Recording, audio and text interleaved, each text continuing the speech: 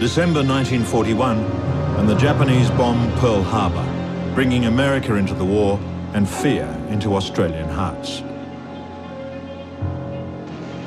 The Japanese begin an aggressive territorial expansion, moving south with alarming and unexpected speed.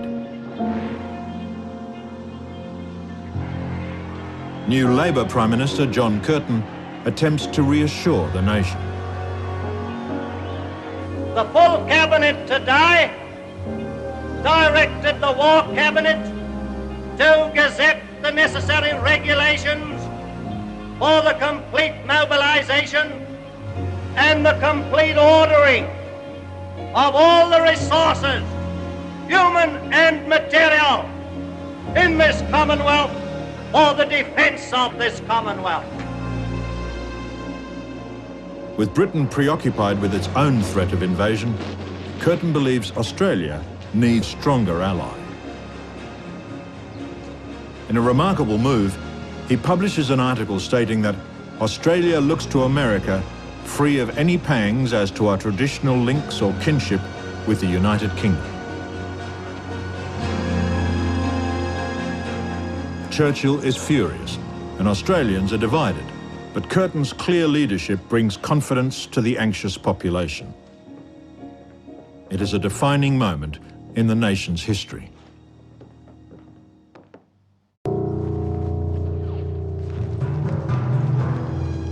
World War II, and the Japanese military are sweeping south at lightning speed.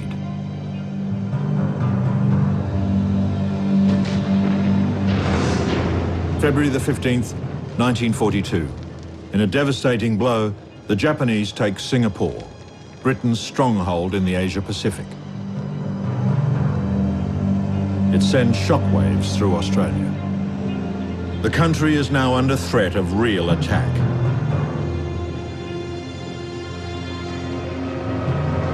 War laps the shores of Australia.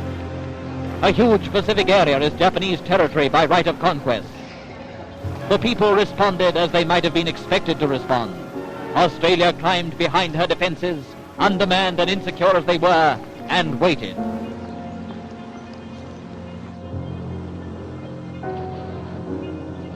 Four days later, it becomes a crushing reality when 188 Japanese planes rain death and destruction on the city of Darwin, killing 235 people and injuring hundreds more. For the first time in history, a global war has touched Australian soil. The attack devastates the Navy fleet in Darwin's harbour, along with the port and much of the town.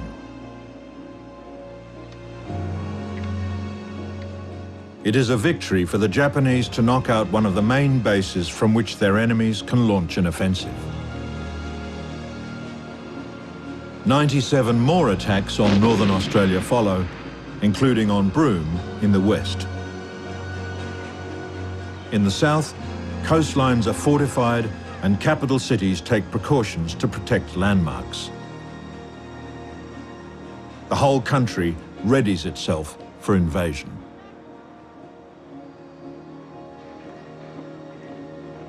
In a defiant act, Curtin ignores Churchill's directive and brings home troops from the Middle East to defend the nation. Gentlemen, the truth is that if we do not strip ourselves to save our country, the enemy will do it for us with ruthless efficiency, imposing upon us a maximum of misery. Then, in fateful timing, American President Franklin Roosevelt decides Australia is the ideal place from which to initiate a counterattack on Japan. 3 days after Darwin's bombing, he orders General Douglas MacArthur in the Philippines to take the command post of Southwest Pacific with headquarters in Melbourne. Newsreels document MacArthur's arrival a month later. He is greeted like a movie star. Tonight, another link to a long chain of friendship which binds together our peoples and our country. American troops are welcomed as if the war is already won. It's the beginning of Australia's love affair with the United States. People of Australia are thus doubly anxious to make welcome these representatives of a great, democratic, free people who speak a common language, cherish common ideals, blood relations who spring from a common ancestry.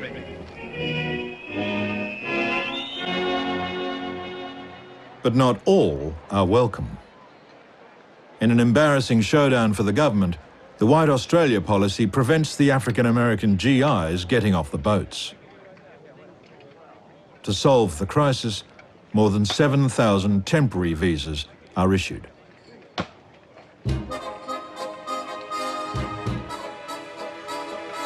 One million Americans come to the nation's shores during the war, and the city streets are crowded with servicemen.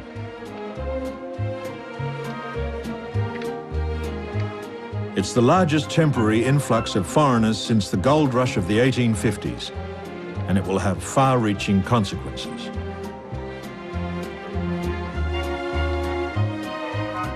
Earning more than twice as much as the Australian troops, the Americans shower gifts and good old-fashioned charm on the local women.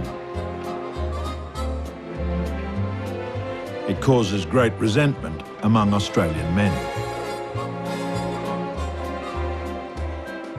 Although first seen as saviours, as their numbers grow, the slogan emerges: overpaid, oversexed and over here.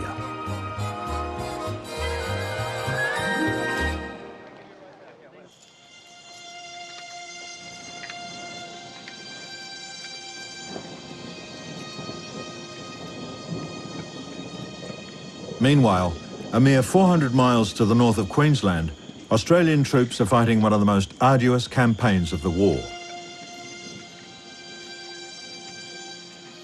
In mid-1942, cameraman Damien Pera is filming in Papua New Guinea. I've seen the war, and I know what your husbands, your sweethearts and brothers are going through.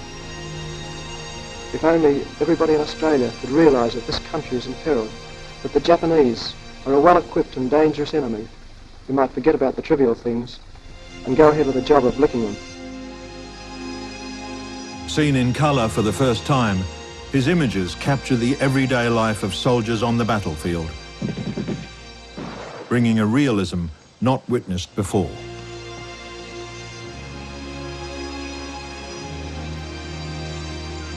On both sides, thousands die in the rugged terrain and sweltering heat, many from dysentery and malaria.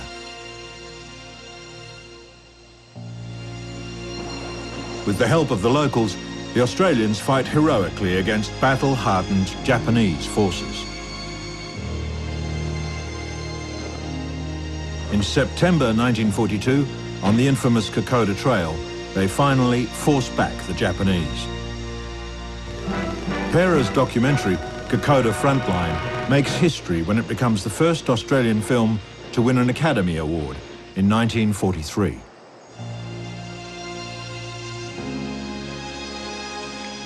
A year later, Pera is killed by a Japanese machine gunner while filming troops. His images are testament to that hellish campaign.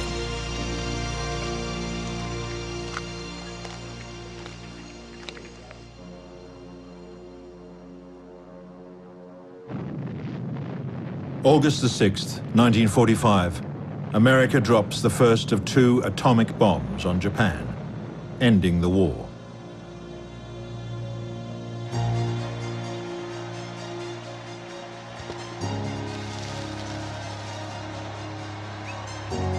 When peace is declared 9 days later, celebrations erupt across the nation. 1 million Australian men and women have served in the war. Of those, 40,000 were killed, 23,000 wounded, and over 30,000 taken prisoner of war. Neither Curtin nor Roosevelt lived to witness peace.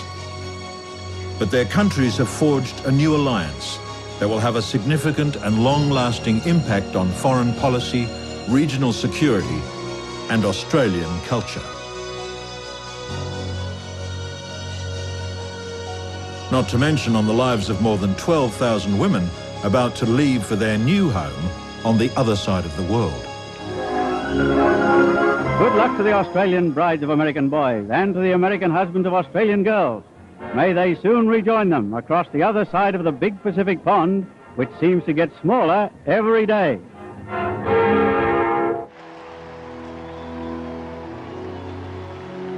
As Australia emerges from the afterglow of peace, it's sobered by the memory of massive government debt and high unemployment. In the short term, war has created new industries and jobs which help to take the country out of the depression. But how will the nation sustain itself in peacetime? With a population of just 7 million, the war has highlighted the country's vulnerability to attack. The vision of a white Australia will be seriously challenged in the post-war world by the need to populate or perish.